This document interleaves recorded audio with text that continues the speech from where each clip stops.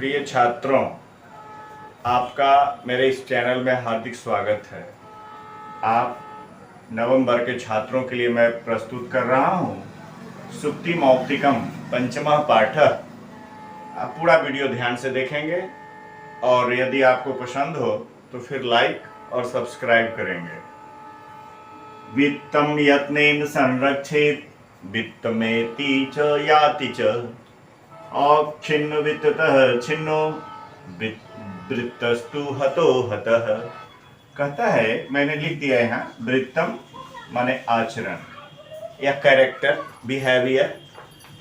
वित्तम माने धन, वित्तम का अर्थ होता है धनम, यहाँ लिखा है वित्तम धनम। यत्नेन में तृतीया विभक्ति है, एक वचन है। यत्नेन माने यत्न पूर्वक।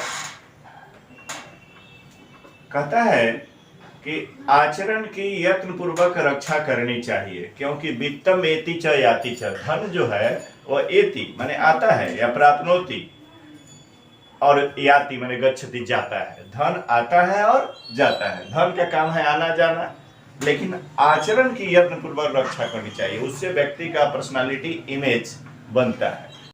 कहता है कि आचरण की यत्न पूर्वक रक्षा करनी चाहिए। वित्तम एति च याति च, धन जो है वो एति माने प्राप्नोति यानी प्राप्त करता है, यानी आगच्छति आता है, और याति च जाता है। धन का काम है आना और जाना, धन का काम है। लेकिन आचरण जो है, आचरण व्यक्ति का व्यवहार, वह व्यक्ति के व्यक्तित्व के निर्माण में सहायक होता है, महती भूमिका निभाता है। इसीलिए कहा कि आचरण की यत्न पूर्वक रक्षा करनी चाहिए। संरक्षित मैंने लिख दिया है, सम उपसर्ग है, रक्ष धातु है, विधिलिंग है, प्रथम पुरुष है, एक वचन है, इसका अर्थ रक्षा करनी चाहिए, है ना। संरक्षित ए देता में यू, तो यहाँ संधि होने के कारण द बन गया है जस्त विधान से, त थ द तृतीय वर्ण में।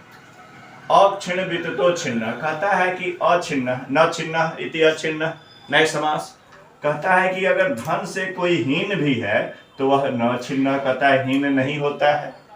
धन से हीन होने पर भी, धन से हीन होने पर भी वह व्यक्ति हीन नहीं होता है। न छिन्न अछिन्नो, धन से हीन है, लेकिन कहता है वृत्तस्तु हतो हतः, लेकिन कहता है आचरण से यदि वह हीन है तो कहा ये यहाँ पर आएगा वृत्तस्तु, यानी वृत्ततः छिन्नः अपि कोऽपि पुरुषः हतो हतः। कहता है कि अगर वो आचरण से हीन है तो मरे हुए से भी अधिक मरा हुआ है, यानी हतो हतः का मतलब यानी वह बेकार ही है, उसका जन्म लेना, उसका शरीर धारण करना, यह भाव है।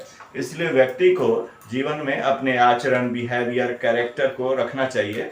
कहा भी है कि character is lost, everything is lost. और पूरी कोटेशन आप जानते होंगे कि wealth is lost, nothing is lost, health is lost, something is lost, if character is lost, everything is lost. अगर व्यक्ति का चरित्र नहीं है तो सब कुछ भी नहीं है। तो इसीलिए ये श्लोक आपने देखा, समझा, कहीं भी कोई दिक्कत नहीं होनी चाहिए। ये पंचमी के अर्थ में यहाँ तसिल प्रत्यय है और यहाँ भी है वृत्त जोड़ तसिल, वृत्ततः, तसिल में तस से बचता है, स का विसर्ग हो जाता है, तो वृत्ततः पंचमी के अर्थ में होता है।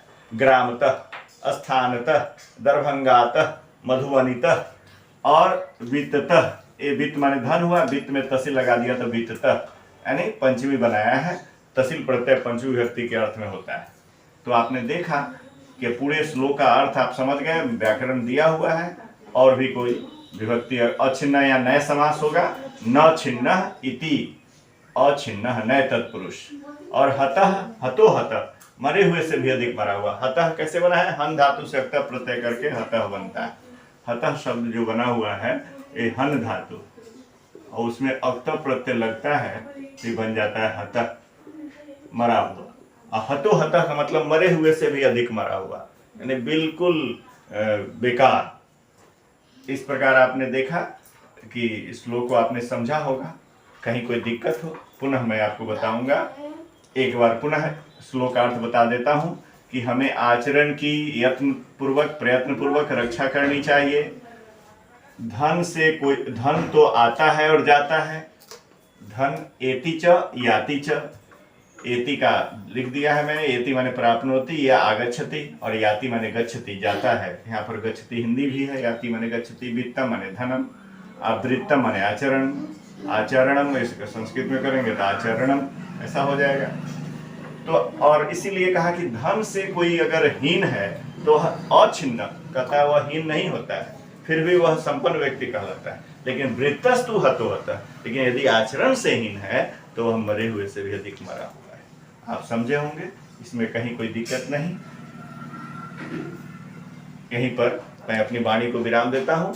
आप सबों को धन्यवाद।